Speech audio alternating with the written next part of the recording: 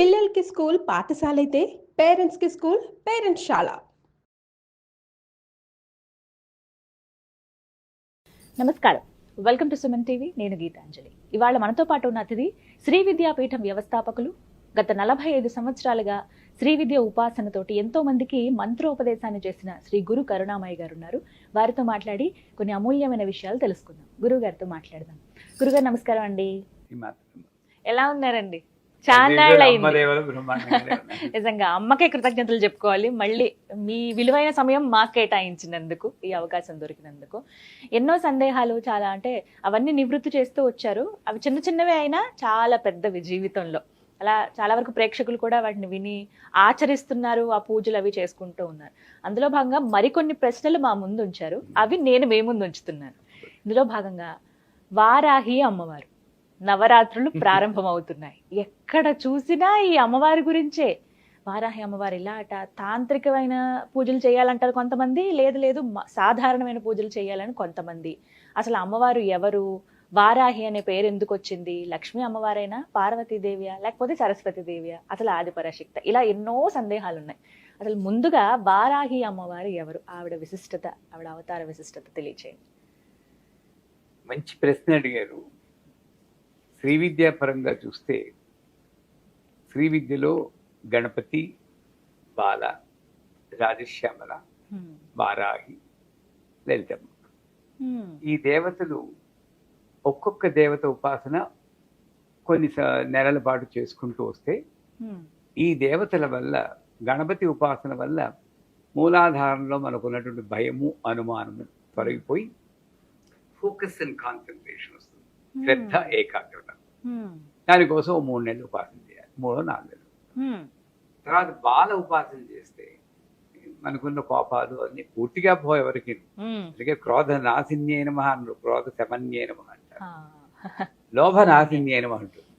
ఆవిడికి తెలుసు కోపం పూర్తిగా పోదని. అంటే ఈ కామ క్రోధాలని కొంచెం అదుపులో ఉంచడానికి బాల ఉపాసన ఇక్కడ ఏమిటంటే భగవంతుని పూజ చేస్తే ఇది మాత్రమే కాదు, ఇది కూడా మారాలి అన్నది మనకు తెలుసుకోవాలి. రాజశ్యామల ఉపాసన చేసినప్పుడు ఇక్కడ ఉంటుంది అనాహత చక్రం. అక్కడ అన్కండిషనల్ లవ్, నిబంధన రహిత ప్రేమ. ఇది కష్టం ఈ రోజుల్లో. ప్రేమ అంతా నిబంధనమే. నా మీద ఏమాత్రం ప్రేమ ఉన్నా 5 గంటల ఇంటికి వచ్చేయండి, కండిషన్స్ పెడతాము, వెళ్ళిపోతాయి. ఇది నిబంధనతో కూడిన ప్రేమ. అలా కాకుండా నిబంధన రహిత ప్రేమ, ఇంద్రియ నిగ్రహం. ఇక్కడ పోతే వారాహి ఇక్కడ వస్తుంది. ఈవిడ దండనాథ అంటారు, డిసిప్లిన్. అయ్యవారు నాన్నగారు, అమ్మవారు. ఈ అమ్మ ఎలా ఉన్నా ప్రేమించి అమ్మ ఈవిడ కొంచెం రూల్స్ ప్రకారం డిసిప్లిన్ లో. అందుకని వారాహి ఆజ్ఞాచక్రంలో ఉంటుంది. వారాహి అమ్మవారు అంటే కొంచెం భయపడతారు. ఎందుకు? మిగతా వాళ్ళు కూడా ఈవిడ ఉగ్రదేవత, అందువల్ల ఈవిడ పూజ చేయకూడదు అని చెప్పడం. దండనాథ పురస్కృత అని. నిజానికి వారాహి అమ్మవారు లక్ష్మీదేవి యొక్క ఇంకొక అవతారం. శ్రీచక్రం తీసుకుంటే మొదటి ఆవరణలో మధ్య లైన్లో 8 మంది మాతృకా దేవతలు ఉంటారు. 8 మంది అష్టమాతృకలు అంటారు. అంటే సప్తమాతృకలు విన్నాం. ఎట్లా చేస్తుంది ఇది? బ్రాహ్మి, మాహేశ్వరి, కౌమారి, వైష్ణవి, వారాహి, మాహేంద్రి, చాముండ, మహాలక్ష్మి. మహాలక్ష్మి ఇక్కడ ఉంటుంది మన కుడి పక్కనే ముందు భాగంలో, వారాహి ఇక్కడ ఉంటుంది. ఇద్దరు ఒక పక్కన ఉంటారు. మహాలక్ష్మి ఇంటికి కట్టిన తోరణాలలాగా, మామిడాకులు తోరణం, అరిట. ఇంట్లో వ్యాక్యూమ్ చేసుకోకుండా దుమ్ము దూరంలో ఉంది, బయట తోరణానికి ఉపయోగం ఉందా? ఈ ఇంట్లో దుమ్ము దోగరా ఉంది, బయట ఇలాంటి డ్రెస్సులు వేసుకుంటే ఏమైనా ఉపయోగం ఉందా? ఈ మంగళకరం మహాలక్ష్మి. అయితే వారాహి ఆవిడ ఫేస్ కూడా బోర్ ఫేస్ అంటారు ఇంగ్లీష్. దానికి ఒక కొమ్ము ఉంటుంది. ఆవిడ కొమ్ముతో లోపలికి తిరిగి ఒక పొక్లైన్ లాగా లోపల చెత్త అంతా తీస్తుంది. ఎక్కడ బయట కాదు, ఇక్కడే ఉంది. రాక్షసులందరూ ఇక్కడే ఉన్నారు, మనం బయట ఉన్నారు కూడా. ఈ చెత్త తీసి బయట ఇక్కడ క్లీన్ చేస్తుంది. సో శుభ్రం చేసి లక్ష్మి, అశుభాన్ని తీసే లక్ష్మి వారాహి అయితే, శుభాన్ని తీసే లక్ష్మి మహాలక్ష్మి. ఇద్దరు మనకు కావాలి. వాక్యూమ్ క్లీనరు కావాలి, మామిడి ఆకులు కావాలి. ఇలా ఆనందంగా క్షమించాలి. వాక్యూమ్ క్లీనరే వారాహి. మన ఇల్లు శుభ్రం చేస్తుంది ఇల్లు, కానీ శుభ్రం చేసేటప్పుడు మరి కొంచెం చప్పుడు అవుతుంది, లోపల తవ్వుతున్నప్పుడు బాధేస్తుంది. అంచేత ఏంటి, ఇది సాధారణంగా ఇది ఉపాసన చేయకూడదు. నాకు గుప్త నవరాత్రులు అని ఒక పేరు పెట్టాడు.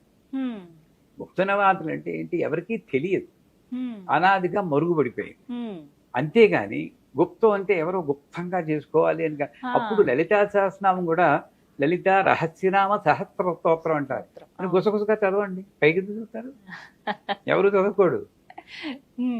ఇది ఏంటంటే పైన మీనింగ్ తీసుకుంటున్నారు. రహస్యనామం అంటే బిందు తర్పణ సంతుష్ట అంటే పైకి కనబడి అర్థం ఒకటి, లోపల కనబడి అర్థం ఒకటి. ఆ మూల ప్రకృతికి వెళ్ళాలి అని చెప్పి. అంటే వారాహి అంటే ప్రత్యేకించి వేరే ఉగ్రదేవత కాదు, ఆ మహాలక్ష్మి ఈ వారాహి. ఇది అనాదిగా తాంత్రికానికి వైదికానికి ఉన్న ఒక పోరాటమే. వైదికంలో ఒక నియమము నిబద్ధత, ఇలా వీళ్ళే చేయాలి వాళ్ళే చేయాలి ఇలాగే చేయాలి, అది కరెక్టే, అదొక స్కూల్ ఆఫ్ థాట్. కానీ తాంత్రికం అనేటప్పటికీ సినిమా వాళ్ళ పుణ్యం ప్రకారం తాంత్రికం హామ్ రూమ్ అనే మాంత్రికులు చేసేదే తాంత్రికం అంటారు. తంత్రము అంటే పద్ధతి, సంస్కృతంలో తంత్రం సర్వ యంత్రాత్మిక సర్వతంత్రాత్మిక సర్వమంత్రాత్మిక, సర్వతంత్రం అంటే అన్ని పద్ధతులు. ఇదే పద్ధతి అనుకుంటే అదొక రకం. ఇదేంటి, నీ మనస్సు ఉంటే చాలు, భక్తి ఉంటే చాలు, ఎలా ఉన్నా సర్వకాల సర్వావస్థలందు మంత్రం పఠించుకో అనేది తాంత్రికం. నువ్వు అన్నం తినకుండా చేయాలి, ఈ బట్టలు వేసుకునే చేయాలి అనేది ఒక రకంగా వైదికం. అంటే సెల్ఫ్ స్వతంత్ర పరతంత్ర విధానం అంటుంది తాంత్రికం. అంటే నీ డిసిప్లిన్ నువ్వే పెట్టుకుంటావు. నాకు డిసిప్లిన్ లేదని కాదు, డిసిప్లిన్ ఉంటుంది, కానీ నాకు మంత్రం గుర్తొచ్చింది నేను అన్నప్పుడు నేను చదువుతా. ఈ డ్రెస్ ఎలా ఉంది, నేను పాటించాను, అన్నం తిన్నానా పట్టించుకోను. ఆ రకంగా చూస్తే వారాహి తాంత్రికంగా ఎక్కువ పోయింది. అందులో ఈ రోజుల్లో ఎందుకు పాపులర్ అయింది అని మీరు అడుగుతున్నారు. కలియుగంలో ఇలా వెళ్ళిపోతూ ఉంది ధర్మం, కల్చర్ వాల్యూస్ పడిపోతున్నాయి. పూర్వకాలంలో అనకూడదు కానీ విడాకులో అన్న శబ్దం నేను నా చిన్నప్పుడు వినలేదు. ఈ రోజు ఆ శబ్దం వినకుండా రోజు గడవట్లేదు. అది చింతించాల్సిన విషయమే. ఈ వారాహి దేవత ఈ రోజుల్లో కావలసిన దేవత వారాహి. ఎందుకంటే ఆవిడ 3 సందర్భాల్లో మనకి బాగా అవసరం. ఒకటి మ్యారిటల్ బ్లిస్, దాంపత్య సంబంధాలు తగ్గిపోతున్నప్పుడు వారాహి దేవత ఉపాసన ఎంతైనా మంచిది.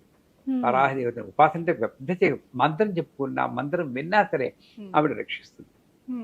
ఎలా రక్షిస్తుంది? భర్తను వారిని మార్చేసి కాదు, వాడు అలాగే ఉంటాడు, ఈవిడ అలాగే ఉంటుంది, నేను అడ్జస్ట్ అవుతాను. ఈ పరిస్థితులకి అడ్జస్ట్ అయ్యి శక్తిని ఇచ్చేది వారాహి. So marital bliss.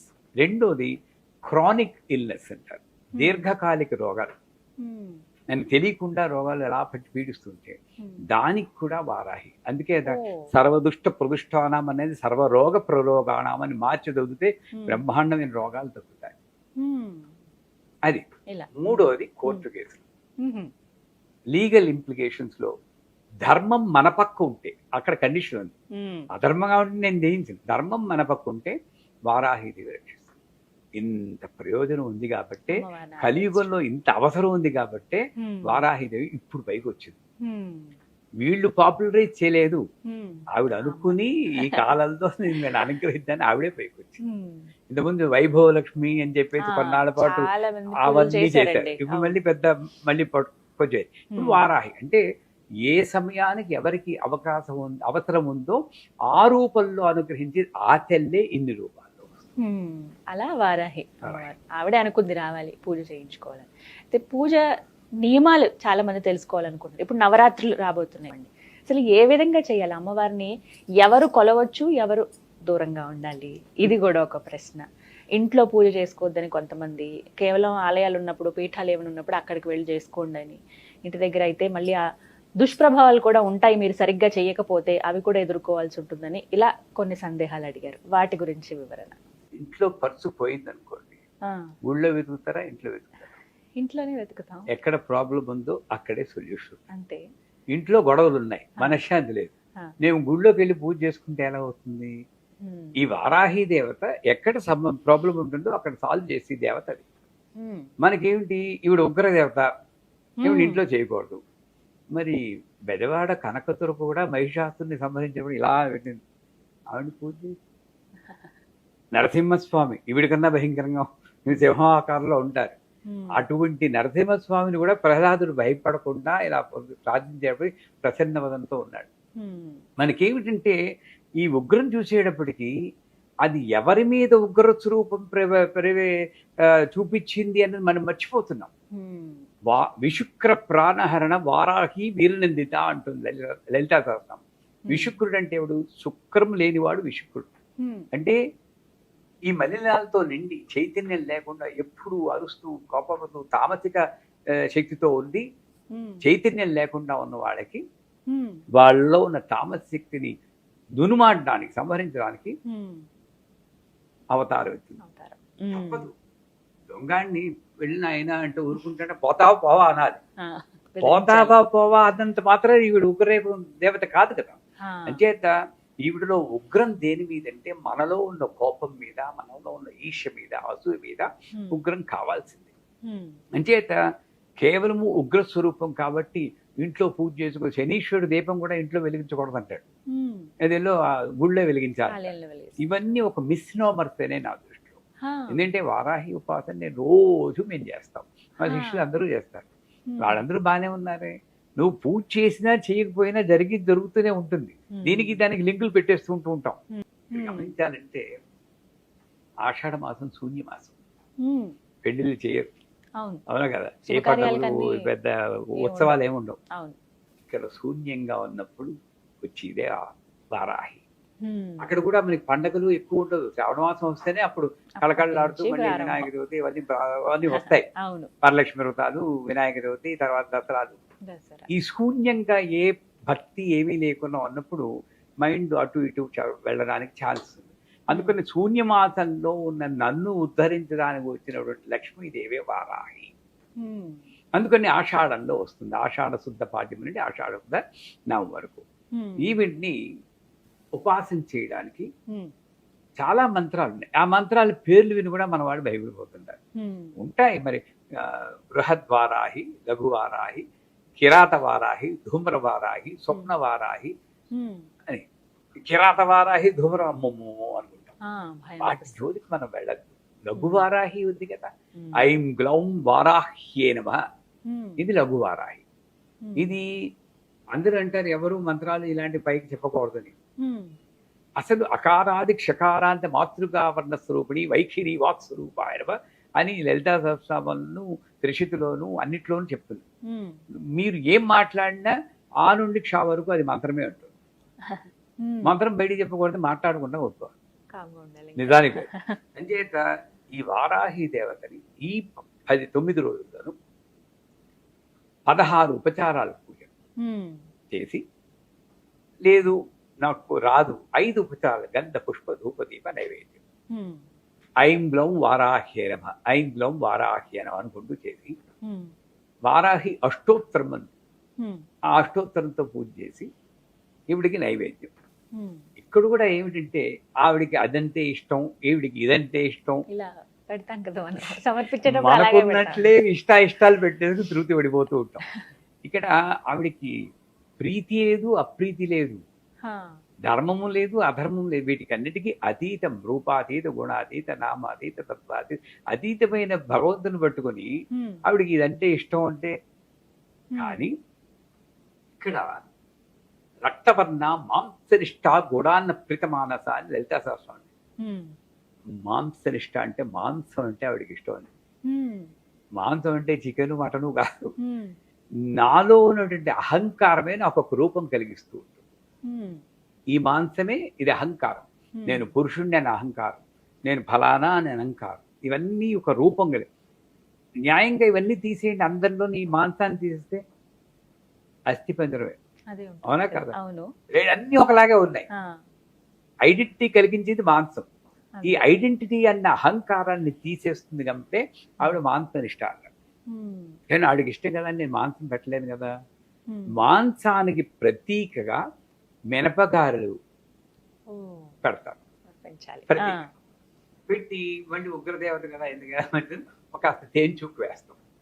తేనెలో ముంచెల్లిన గారెలు ఆవిడ నైవేద్యం పెట్టి, లేదా ఆవిడ కోపం ఉగ్రం, మన కోపం మీద ఆవిడ కోపం చూపించాలి కాబట్టి ఎరుపు రంగు అంటే ఆవిడకి ఆవాహన ఎక్కువగా అవుతుంది కాబట్టి దానిమ్మ గింజలు నైవేద్యం పెడతారు. ఈ దానిమ్మ గింజలు కానీ మినపగారులు కానీ తేనెలో ముంజలు కానీ నైవేద్యం పెట్టి యథావిధి పూజించి ఈ 9 రోజుల్లోనూ సువాసిని పూజ అని చెప్పి, మీకు తెలియదు, అందరూ సుహాసిని పూజ అంటారు. తెలియకూడదు. సుహాసిని అంటే కమలాసన్ వాళ్ళ అన్నగారు కూతురు, దారుహాసన్ కూతురు. అందరూ తెలియ కూడా సుహాసిని పూజ అంటారు. ఇది సువాసిని పూజ. ఆ సువాసిని అంటే అక్కడ కూడా మిస్నోవర్, కాస్త అందంగా ఇలా పట్టుచీరలు కట్టుకుంటే వాళ్లే సువాసిని అనుకుంటారు. ఈ ఆకారంతో కాకుండా సువాసన అంటే మంచి కర్మలు మంచి ఆలోచనలో ఉన్న ప్రతి వాళ్ళు సువాసనే. అది పూర్వ సువాసన ఇప్పుడు సువాసన కూడా పట్టించుకోకూడదు న్యాయంగా. కానీ సువాసిని అంటే ఇది అనకుండా ఆ నియమాన్ని దాటుకుని, ఈ అడ్డుని దాటుకుని మంచి ఆలోచనలో ఉన్న వాళ్ళని పిలిచి ఇంకే ఆలోచన లేకుండా ఆ కాళ్ళకి పసుపు రాస్తుంటే చూస్తూ ఉంటాం కదా మన ఇళ్లలో. శ్రావణ మాసం వస్తుంది, బుట్టల్లో బత్తాయిలన్నీ పట్టుకుని మెట్లు ఎక్కుతూ పోతూ ఉంటారు. అన్నీ బాగుంటాయి కానీ వాళ్ళ జీవితాల్లో మార్పు రాదు. ఎందుకు? అక్కడికి వెళ్ళి కాళ్ళకి పసుపు రాస్తూ మీ అబ్బాయి పెరుగుందమ్మా, లేదు తల్లి ఏం చేస్తాం, ఇలా కబుర్లు చెప్పుకుంటూ చేసి సువాసిని పూజ.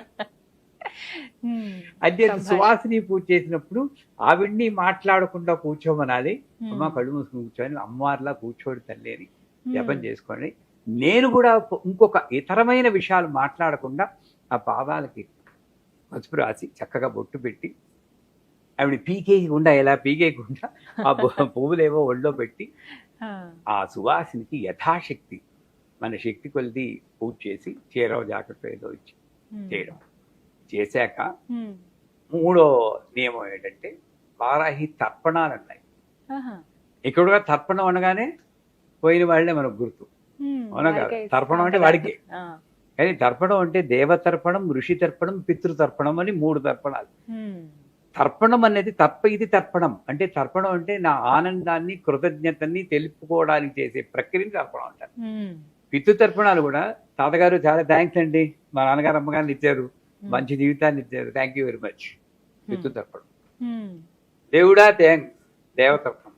గురువా థ్యాంక్స్. ఈ కృతజ్ఞతాపూర్వకంగా అయితే తర్పణం.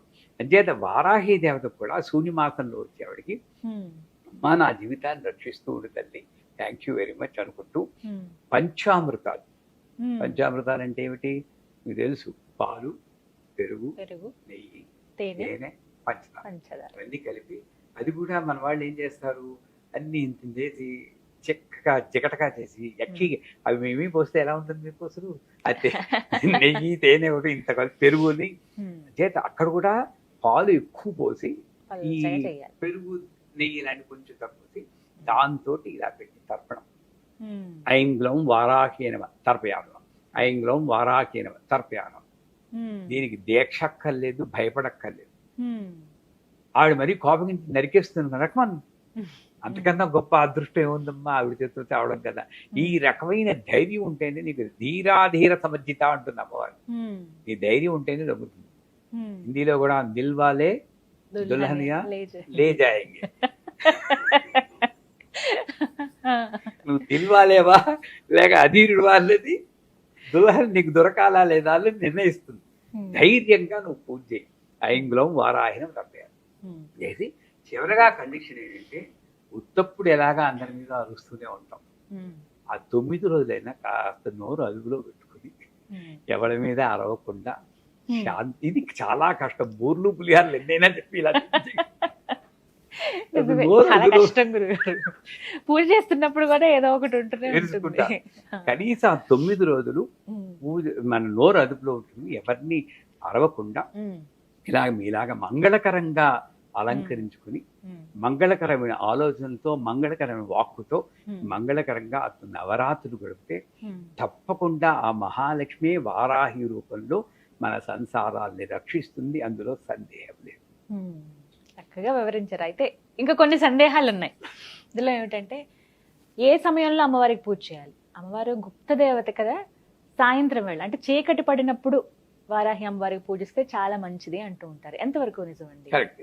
ఉమ్, ఆ రకంగా వారాహి దేవతల హా, చండి, కాళి ఇవన్నీ కూడా సాయం సమయంలో చేస్తే, ఇందాక చెప్పిన శూన్యమాసం ఉమ్, ఎప్పుడు నీకు లైట్ కావాలి? చీకటి బాగా పడ్డప్పుడే చీకటిగా light ఉన్నప్పుడు. కావాలి. అవును. పొగలు బ్యాటరీ లైట్ వేసుకుంటే పిచ్చాడంటారు. అంచేత రాత్రి చీకటి అంటే నాకు సరైన ఆలోచన తప్పనప్పుడే నాకు అమ్మవారి యొక్క సాయం కావాలి. ఆ రకంగా నాలో చెడు ఆలోచనలు రావడానికి ఆస్కారం ఉన్నటువంటి సంధ్యా సమయంలో ఉమ్, వారాహి దేవతని పూజ చేస్తే మంచిది. వీళ్ళెవరిలో కొంతమంది ఇంకో చూసారా, వార్తాళి ప్రయోగం రాత్రి పొగలు చేయకూడదన్నారు, అంతేతే మీరు చేయకూడదు అని కొంతమంది వాదిస్తూ వారాహిని పూజ చేయకూడదు, మీరు మామూలుగా చేస్తే చాలంటారు. అక్కడ ప్రయోగం వేరు, పూజ వేరు. పూజ వేరు. నిజం. వార్తాళి ప్రయోగం పగలు పనికిరాదు నేను అంటాను. ఉమ్, ప్రయోగం అంటే ఏదో సాధించడం కోసం చేసి, కానీ నేను ప్రేమతో చేస్తాను అనుకున్నప్పుడు ఎప్పుడు చేసినా పర్వాలేదండి. సర్వకాల సర్వావస్థలేదు జపింపదగిందే నామం. ఉమ్, కానీ విశేషంగా నాకు ఫోకస్, కాన్సన్ట్రేషన్ ఉండి ఫలితాలు రావాలంటే సాయం సమయంలో ఈ వారాహి పూజ చేస్తే చాలా మంచిది. ఉమ్, అలాగని రాత్రి అందరూ పడుకున్నప్పుడు రామ్ హ్రీం భ్రూమ్ అని కేకలు పెట్టారంటే అది మంచిది ఆ కాదు. సమయంలో చేయకూడదు. మరి అర్ధరాత్రి కాదు, ఉమ్, ఏదో సాయం సమయంలో, సూర్యాస్తమైన సమయంలో వారాహి దేవతని పూజ చేస్తే చాలా మంచిది. ఉమ్.